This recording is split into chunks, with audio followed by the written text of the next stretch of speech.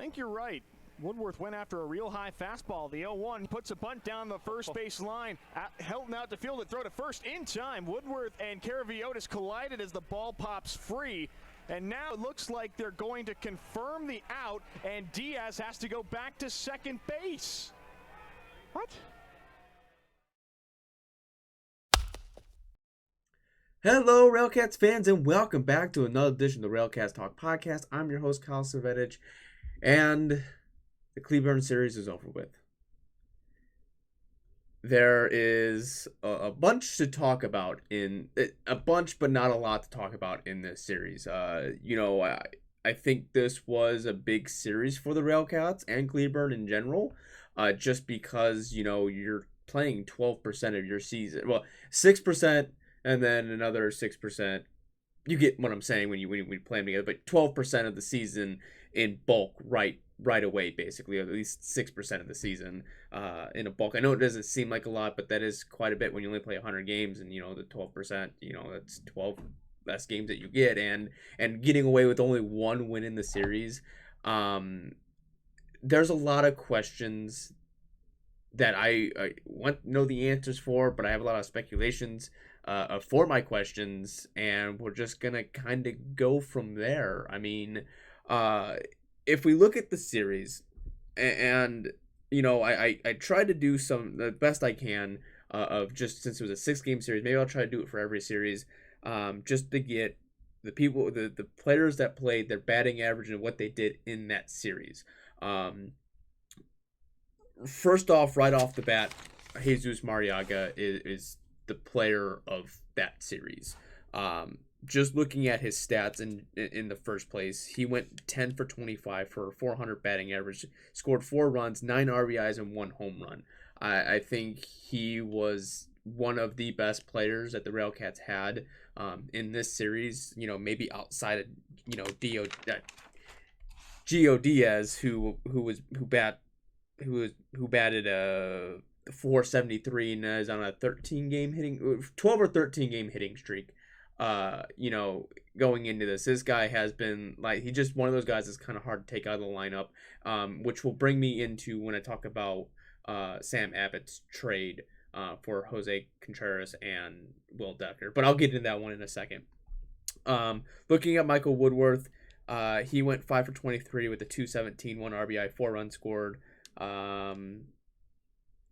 I didn't do a whole the stolen bases and that, so maybe I'll start incorporating that. It was just such a big series, and I just thought about it the other day, and so I tried to condense it down. So I'm just going off of RBIs and runs scored and what their batting average and stuff like that were. Like I said, Gio went 9 for 19, 473, 6 runs scored, 4 RBIs. Victor Nova, who didn't play in the last 2 games, I don't know if he's potentially hurt. But he might have some competition at third. Might be there. He went 3 for 13, 230 batting average, and 1 run scored. LG Castillo went 6 for 25, had a 240 batting average, 3 runs scored, 2 RBIs. He's kind of cooled off a little bit, but I still think he's been very stable for the RailCats, and I guess I haven't given him enough credit for as he should get credit for. I think he was just one of those guys that I've expected to play very well, and he has played very well. I know he leads the team with RBI, or actually that's Mariaga right now leads the team at 25, but Castillo or 21. So yesterday's game that Mariaga had uplifted him over that. But Castillo is still batting a 306, so he's still been very productive. I just want to give him his praise. I haven't given him that much, which I should give a little bit more. Del Valle went for 4 for 22, a 181 batting average, 1 run scored, 3 RBIs. I already went through Jesus Mariaga. Tapia went 4 for 18, 222 batting average, 3 run scores, 4 RBIs, and 1 home run. And then Mariaga did have that 1 home run as well.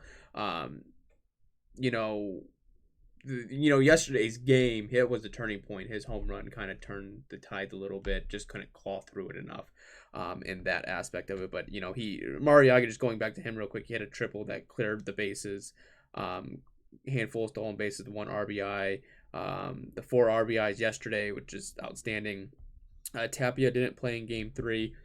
He had I really like Tapia at first. I think he's a very good first baseman. I mean, some balls you think he can catch, maybe, but there was that one that came from, I think it came from Nova, where it like tipped off his glove and he didn't catch it proper, or something happened and he ended up catching it like right here in his arm, which is, that's just little things here and there that sometimes, even if you make a mistake on something, or you outstretch something, you're still willing to make the play and making something, something out of nothing. And that was one of those, like, oh well, he actually caught that, and I wish I took a picture of that because it was one of those, like, where'd the ball go, and it just sitting there in his hand. Then we go down to Marco Hernandez, who only played in game 1 and 4. He went 1 for 7 for a 142, 2 runs scored. He threw out 1 runner. I think after this series, when we go through the Thomas Greeley stats, you're just gonna have to keep Thomas there. I'm just sorry. I just think he's just one. It's just one of those that he has shown he's more productive, and he has a better arm. Yeah, Hernandez threw out 1 runner, but I'm pretty sure Thomas Greeley threw out 2 or 3 runners in this series. It's just one of those, and Cleburne likes to run. It's just going to happen. They're just going to steal all the time. That's what they did in this series. But it's just one of those that when you just kind of look at it, I think Greeley just gives a little bit more different. I'm pretty sure he's a switch hitter too. I guess I really wasn't paying close enough attention if he switches or just bats from the one side. So that kind of helps when you have a switch hitter and being productive. Looking at Daniel Langlois here, he went 5 for 21 at 238, 5 runs scored, 4 RBIs, 1 home run. I was sitting there thinking about this real quick, and we harp on Langlois' errors, right? And it's one of those, like, people have issues. They can solve the complicated stuff, but it's the simple stuff that makes no sense to them, right? It always seems like Langlois makes the unbelievable plays, the going out to center or going out to short left and making over the head arm catch, the dive. I think it was in game 2, right up the middle, and a beautiful play. I mean, he makes wonderful plays, but sometimes the errors is just simple. Maybe it's a bad bounce. Maybe the ball's hit a little too hard. It's just sometimes it's like seems like the simple plays eat him up. And the outstanding, ESPN plays are the ones that he always seems to make. But going from he still had a good series. He gets on base. He walked quite a bit. This, some of the minute stats, just the bread and butter of what I'm showing or what I'm talking about, doesn't necessarily show the full picture. And hopefully later on in series, I'll bring the full picture into it. Looking at Thomas Greeley, he didn't play in game 1 or 4. He obviously switched with Hernandez on that. He went 5 for 13 for a 483. He threw out 3 runners, and he had 1 RBI in that series. I just think he's going to get on base more, be a little bit more productive on that. Maybe not bringing a whole bunch of runs, but I just think being able to throw out runners is a big thing that he has the ability to do.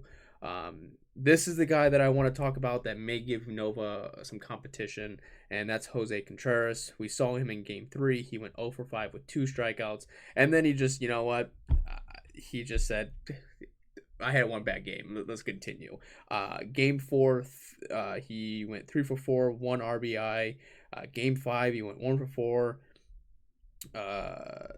Game 6, he went 2 for 3, run scored, 1 RBI for a total of 6 for 16, 375 batting average, 2 RBIs, and a run scored. He did have, I believe, 2 errors, throwing errors, which give or take a couple of those. I think he had one yesterday. I didn't see it, so I couldn't really judge it. I think the first error he had was kind of a wibbly wobbly, kind of close play. Could have made it. It happens. I think it was one of those that Tapia just didn't scoop out. Just a bad bounce. Crazy stuff like that. Just little things that you look on a stat or a piece of paper like, oh, that's an error. You must be terrible. And just sometimes it plays a little bit of difference in that. But I wanted to say that Nova, he's looked more comfortable at third. I think he's played very well at third. His arm strength seemed to be better than it was, from the beginning of the year, even into last year. So he feels like he's more secure there at third. But bringing in Contreras, that gives you more options that Sam Abbott necessarily didn't give you. And I'll get into that once I get done running through all of this. And then we did see Will Decker for the first time. I think he hit the ball, but it was a fielder's choice. So, he's one of these outfielders that just got in the trade for him. Looking at the RailCats totals in runs, 33 out of 57 hits, 4 errors, 49 left on base, had 30 walks, 45 strikeouts, gave up 65 hits, 48 runs, 41 earned. I think that was the biggest name of the game. Was they just looking at this team in general, they just didn't seem to come through in clutch hitting in certain situations. Now you would say that, well, what did they do, yesterday? And, they were more productive yesterday. I mean, yesterday they only left 6 people on base and had 11. They were more better, they're better off in that, but there was some where they had 11 hits and left 10, the first 4 games they left 8, 10, and 10 on the field, which sometimes like in yesterday's game, they had 3 people on, they all got on, they all scored, so you got 3 runs, and then there was 2 more people on base. Like, yeah, that shows 2 people on base, but you scored two runs, so it kind of evened itself out to a certain extent when you're kind of looking at those stats. But I think the biggest downfall for the RailCats in these games were they found themselves ahead, and I'm not going to necessarily blame starting pitching or relief pitching for this series to a certain extent. When we're looking at this, I'll go game by game real quick. Okay, so Yohan Valdez in the first game, I would say he struggled. He went 4 innings, gave up 7 hits, 6 runs, all earned. Okay, struggled in that one. It happens. They struggle. It was one of those that you were just so far down at that point that you just kind of have to let it ride, and Lamar Rogers let it ride. And that's the confusing part when I get there is some situations he lets ride, and other situations he just shuts down, and it doesn't make quite enough sense to me. I'll get that when I get to the Chris Irwin situation. But I mean, the RailCats came back, and they've made every game except maybe game 5 was that kind of blue game. I mean, yesterday was going to be like, oh, that kind of blue game, but they made it interesting. They only lost by 3 or more 2 times. The rest of it was 2, 1, or I guess 5. I guess the Friday game was also kind of one of those weeble wobbly ones where it just kind of got shut down.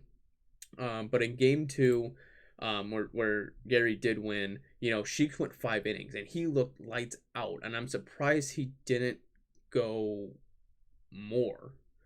He was at the 91 pitch mark. Okay, so I kind of get that, but I still think that you're starting to dwindle your bullpen down by using so many. I mean, in that game you used Phillips for 2, Eisenbarger for 1, Wilkinson. Now Wilkinson got the save, but it's just one of those, like, you're just starting to use more and more of your bullpen when it doesn't necessarily need. Make them go 6. Make your starters go 6 or 7 innings. Adam Heidenfelder had a good point. I know I said it in the last podcast before, but he knows better than I would of being a starting pitching and being in that clubhouse and know kind of what the toll it takes on when you have these short periods of being a starter. I mean, I get it that you see it in the MLB, but maybe that's starting to go away a little bit, and I think that you have to be able to push your starters to a 6 or 7. I think your goal is 6, possibly 7. I think if you go 6 innings, then you're only using 3 arms. If you're going based off of that, you're going 6 and maybe you're using 3 arms, or 6 and using 2 arms. One person can go 2 innings. If you have a handful of long relievers and they're doing successful in that role, then there you go, and then you have your closer if it comes to that situation. Or you can use a relief person, depending on how what the score of the game is for 3 innings, and you've saved the rest of your arms. This, 4 innings, now you're using 4 or 5 people, and they're all going 1 inning, or they're going multiple innings, or they're struggling, or whatever the case may be. Like, it's just kind of seeming like the bullpen is failing because you're using them so much. The starting pitcher has, I think a lot of them have proven that they can go. Cuello's up there. I know Francis is hurt now, but I think Chris Irwin could go more. Getting in the Chris Irwin situation, which was, I believe, Game 3. No, that was Vivas. He, even at that, I still think that was one of those games where he had a good game. He only gave up 3 runs in 5 innings, but, he was only at the 84 pitch mark. Why couldn't he just go that one more extra? Looking at it at Cleburne, their start at that point went 6 innings. Yeah, he gave up only 1 run, but versus that, but you kind of have to be able to push the pitches a little bit more. I would say, 5 innings just seems a little too short for and that's what's coming into is sometimes you're putting people in situations and it just kind of falls apart. Looking at Game 4 was Edward Cuello. This is a perfect. He went 6 innings and he gave up 1 run, and he was doing. He was up 95 pitches, but he was doing really well at that point. And I think at that point, okay, the game was 3-1. I guess you're going to bring in Eisenbarger on that portion of, okay, that's fine. I just think maybe you push Cuello just another inning and see what he does. At that point, and if he gives up a couple hits, then okay, or he walks a couple, then you bring Eisenbarger. But I just think that you're gonna have to try and save some of your bullpen. I know Eisenbarger came in and just kind of all fell apart. He gave up 6 hits, 6 runs, 5 earned. I mean, sometimes people are gonna have clunkers, and you're gonna look at it that way. But when the clunkers become more and more relevant after the starting pitching, maybe you should just try to keep the starting pitching a little bit further out. We saw Jesus Rosario again, and it doesn't really seem like he's catching anything. It just kind of seemed like we got rid of Santos and brought in another guy that was just going to do the same thing. You have to find something, and I know Matt Leon struggled in the game before, but I think Matt Leon is a closer. I just really think that's what he's geared towards, and you're taking him out of that comfort zone and using him in a situation that he may not be okay with. DJ Wilkinson, I think you can use him as a closer, or you can use him in, I think DJ Wilkinson is probably one of the better relievers that the RailCats have right now, outside of maybe Jared Price.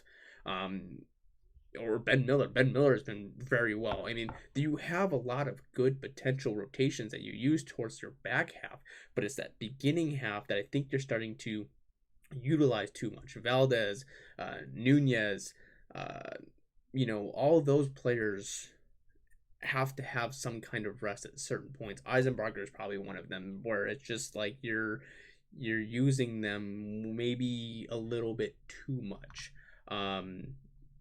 And then going into the Chris Irwin situation, okay, he went 5 2/3 innings, and yes, I know that he came up and he had 2 runners on base, and you left Jared Price to kind of go out there and get the wrath of that. I just think you leave. I think at that point, at that point the game was basically tied, and there was a runner on first and second, I believe, in 2 outs. At that situation, or runner in second and third, I don't fully remember. I think in that situation you just see what Irwin can do. He was only at 87 pitches at that point. Just see what he can do. See if he can dig himself out of that hole. All right, just see if he can do it. He walks bases loaded. Okay, maybe you start thinking about it. He walks another person or a hit after that. It brings in a handful of runs. Okay, then I understand that. But it wasn't like he was pitching terrible. I mean, he had 4 walks in that game, yeah, and he had 3 strikeouts, but he was getting contact, and you just got to make, you got to believe your defense in some of that aspect of it. And, to throw Jared Price in that situation, I think is a little unfair to him, to that, to that certain standpoint. I just don't think it was a quick pull, a quick change, and I just don't think and that utilizes him very well. And Jared Price gets the 5 hits, the 5 runs. One's only tacked onto him because I'm pretty sure there was an error in one of them, and then 3 of them went to Irwin. I just wanted to see Irwin finish that out. If it was one of those that he just didn't finish it out because he gave up a hit or another walk, then that's understandable. But in that situation, let's see, I think that was in the 6th inning. Let me see how that one kind of played out. So it was a put out, a walk, a single, a strikeout, the single to right, which brought in then that brought in Narrier. And then he had a single to left. So I kind of get it to a certain extent where you're looking at it, you're looking at Reyes at that point. It just seemed like they were hitting in situations, and Reyes, I think, was at that point was like 3 for 4 or whatever the case may be. I just wanted to maybe see him kind of finish that out a little bit. Then going into yesterday's game, which is one of those other like fluke situations where Valdez was pitching very well. He went 3 1/3 inning and he got hurt. It seemed like he got hurt. So Nunez came in and the doors just fell off, and then Matt Leon came in and the doors fell off. Like, I just looking at Leon, he's this is probably his one blimp, right? His one big blimp that he's had, and that's this is against Cleburne. And I know the last time he faced Cleburne, he gave up 2 runs and 2 innings pitched. But after that, he's really kind of shut down the rest. But it's just one of those, like, I just, in that situation, it just kind of sucks. They would say yesterday's game, if Valdez didn't get hurt, maybe it would be a different story.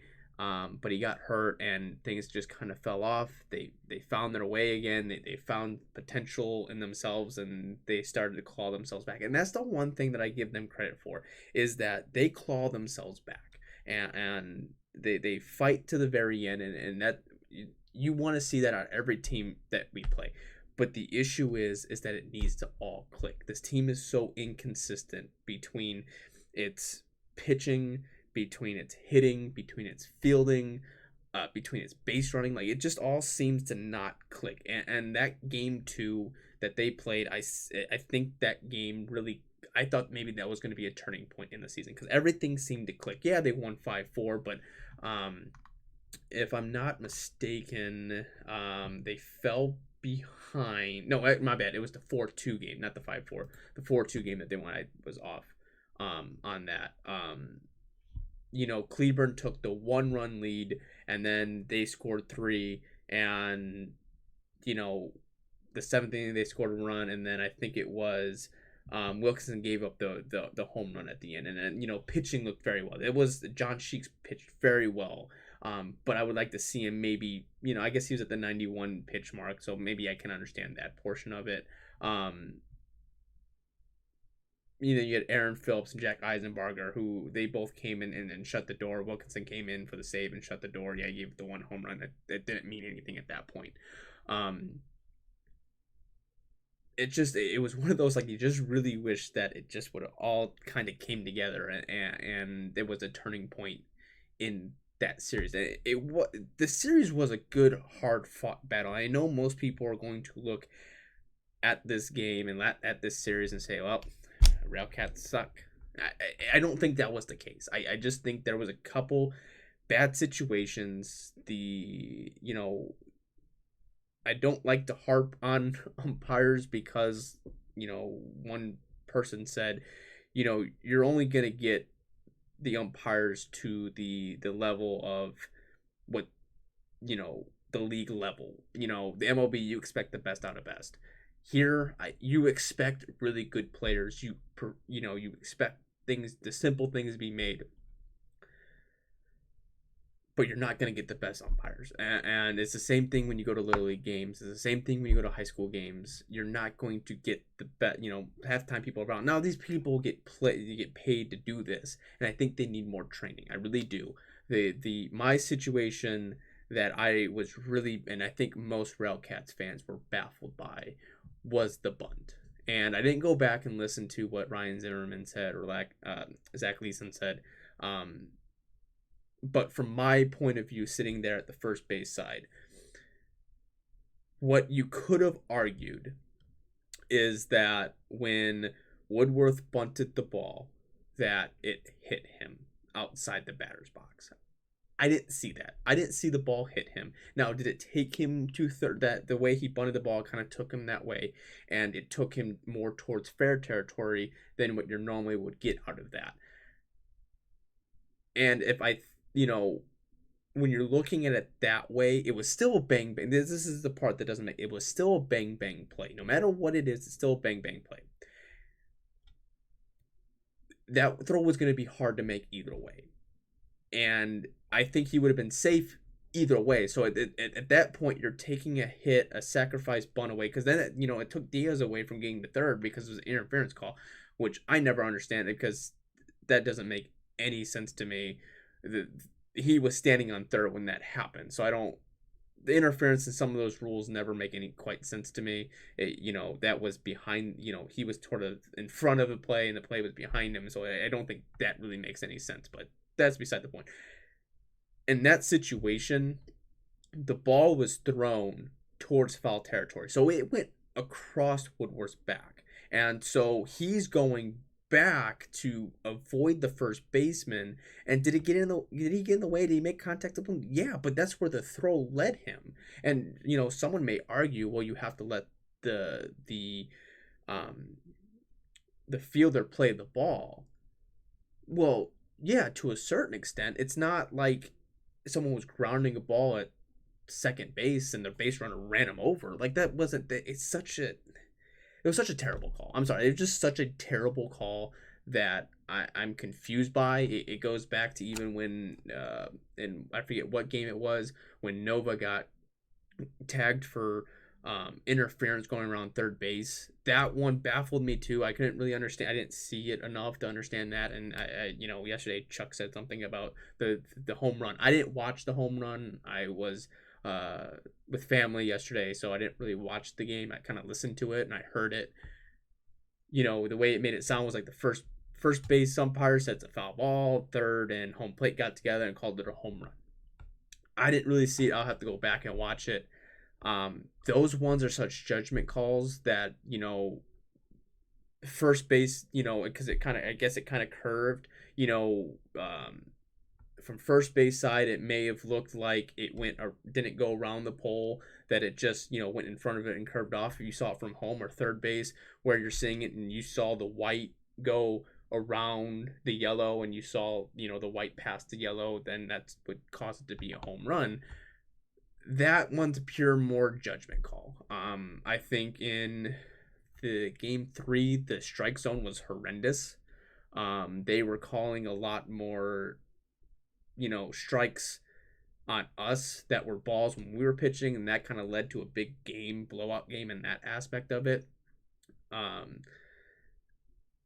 Umpiring is one of those things that it's just so hard to argue, because when it ultimately comes down to it, there's nothing that can be done. Do I think the league needs to take a little bit of time to retrain these umpires or rewatch games and kind of talk to the umpires or get their perspectives and retrain people to a certain extent? I do. I think that's I think that's what you need. I think you need to see that. We're not going to see instant replay, so we're never going to know if a person's really out or safe or whatever. It's just not going to happen. But I do think that the league does need to take its time and pull these umpires behind closed doors. This isn't going to be a public thing, because it just never is. It's not in the MLB. It's not in the NFL. It's not in the AHL. It's not going to happen. We're not going to see any public statements being made. But it just needs. I think something does need to kind of change, because it does seem, it's across the league. I've watched other games where it's just kind of like, and it's not just based against the RailCats, even though as RailCats fans we do see it that way. It's not. It's just kind of across the league, in that aspect of it. But that's going to be my rant on that. Let me get into the Sam Abbott trade.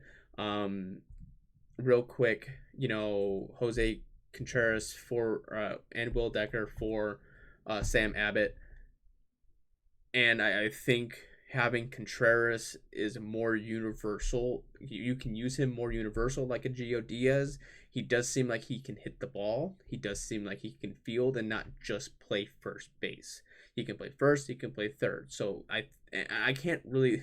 So I can't look up Jose Contreras because for some reason every time I go to look at him, it actually gives Jose Contreras the MLB player, and Jose Contreras is not the MLB player. So it's just one of those. Like, it's very hard to find his stats prior to it. Will Decker, I do have stats on him.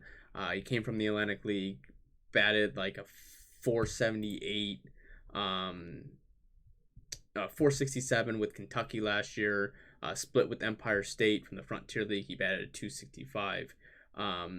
No home runs, 10 RBIs, 32 hits at 121 at bats.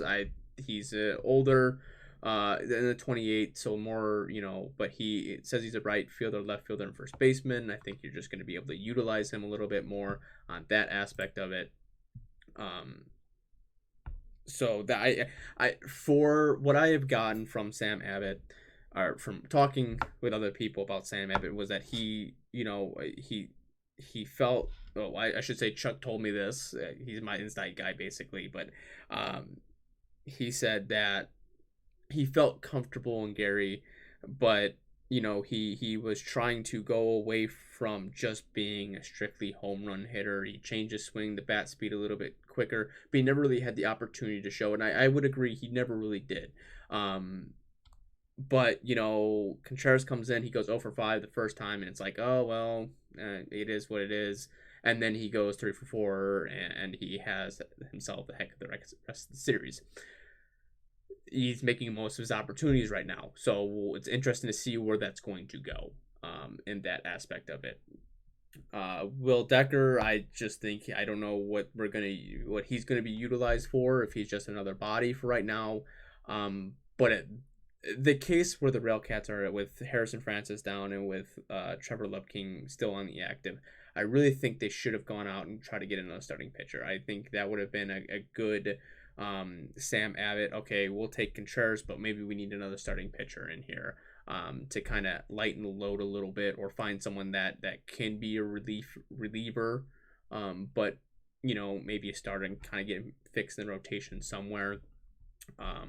But I think this was a good move for Sam Abbott, because I just don't think that he was going to overtake Tapia at first, just because Tapia has played a very good first base and he has been hitting the ball. You say, well, about the DH role. Well, what are you gonna do about Gio Diaz? He's gonna have to stay in the lineup. He's one of your hottest hitters. He's up there with the Castillo and one of the most productive players that we have. Yeah, you could rotate him around and give different people, time off, or whatever the case may be. But then you're going to take Del Valle out of the lineup. You're going to take Castillo out of the lineup. It was just one of those, like, I just don't think there was necessarily room for Abbott to be successful with the RailCats this year. And I just think that's the way the roster was constructed. And you may look at me and say, well, it's not like they're doing any better.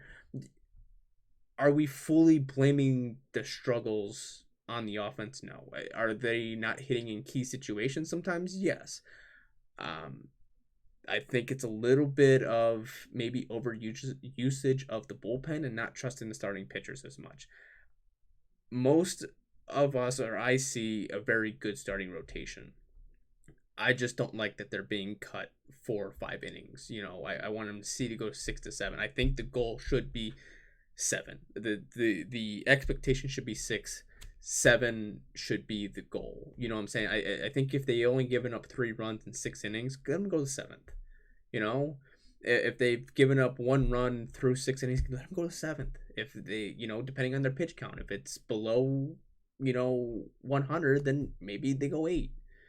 Or whatever the case may be. I think they need to start utilizing their starters, let the bullpen kind of recoup itself, and you can find those players that you can use in certain situations. Aaron Phelps can go 2 or 3 innings. Jared Price can go 2 or 3 innings. Valdez can show he has some length in himself, if he's going to end up back, if he's going to take Vivas. I don't know what they're going to do with the starting rotation once Harrison Francis comes back. Who's going to be that fifth day starter, that kind of deal.